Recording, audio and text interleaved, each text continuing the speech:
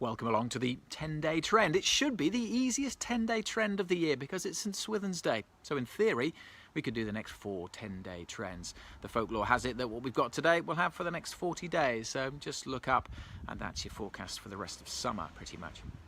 Sadly, we don't get the rest of the summer off here at the Met Office, and it does look like St Swithin is going to be wrong again because the weather looking fairly mixed over the next 10 days, chopping and changing. As has often been the case through the summer, high pressure won't be too far away, but it doesn't look like it's ever going to really just dominate across the UK, bringing a prolonged spell of dry and fine weather. No, high pressure will be close by, but low pressure systems won't be too far away either. So chopping and changing. If you do like warm and sunny weather, well, for some, we will see a bit of that through the rest of this week. If you prefer it cooler, well, early next week looks largely dry with fresher conditions for a time. Beyond that, it does look like chopping and changing again with more unsettled conditions from the middle of next week onwards. More on that in a moment though. First of all, let's get back to the here and now. It's a repeating weather pattern with the Azores high, that semi-permanent area of high pressure down to the southwest of the UK, trying to move in across the UK, but all the while weather systems toppling in over the top of it, bringing cloud and some outbreaks of rain. Now in particular, this one cold front is giving us headaches, especially for this coming weekend.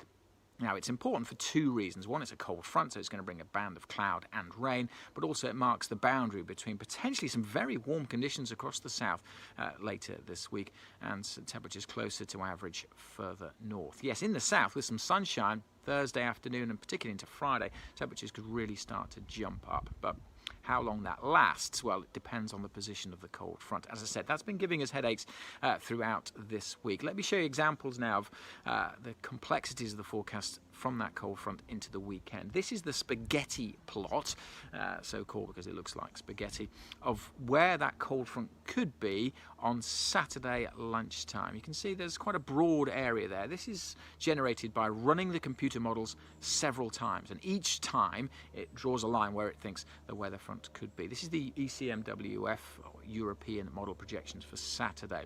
Quite a broad area there, but you can get the general impression that we know that cold front is going to be somewhere across central parts of the UK. Rewind the clock to Monday's forecast for Saturday, and you can see, well, those spaghetti strands are all over the place. There was much more uncertainty earlier in the week. So we are firming up on details, but still a bit of uncertainty about the position of that weather front for Saturday. And Sunday's forecast now, still quite a broad area. If anything, it gets a bit broader, with that weather front potentially still across southern England, but also it could be well out of the way and into France. So the main message here is that there's still quite a bit of uncertainty about the weekend forecast. If you have plans for this weekend, stay tuned for more updates from the Met Office for the details. But broadly speaking, what we know is it's going to start warm across the south this weekend before it does turn fresher with potentially some rain around. Further north, it'll always be on the cooler and fresher side with some rain followed by a mixture of sunshine and showers. Beyond that, well, it does look like the weather front's going to clear out of the way, and, well, we've got a repeating weather pattern, high pressure again, trying to build in early next week. It does look like it's going to succeed through Monday and into Tuesday, but it's building in behind that cold front, so into cold air, so it doesn't look like being particularly warm early next week. The mornings especially chilly. There'll still be a few showers across northern Britain, but early next week it does look like settling down a little bit, the weather, with some sunshine for large parts of the UK. After that, though, we're back to potentially more changeable conditions. It looks like the high will try and hold on in the south, while weather fronts again topple in from the northwest. And this graph shows that projection quite nicely. Again, this is generated by running the computer model several times. Again, this is the ECMWF model, the European model, specifically for Manchester, showing projections for rainfall. And each dotted line is a run of the computer model. You can see that there's peaks there at the weekend as the cold front sinks south, but then it flattens off, so it looks a lot drier early next week.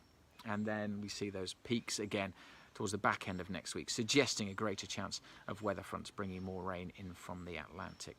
So broadly speaking, the next 10 days, warm in the south for the next few days, uncertainty about the weekend, drier early next week, and then back to more changeable from midweek onwards. Chopping and changing a fair bit. It does look like St Swithin's going to be wrong again. For more details for where you are day by day, stay tuned to the Met Office. Best way to do that, follow us on social media.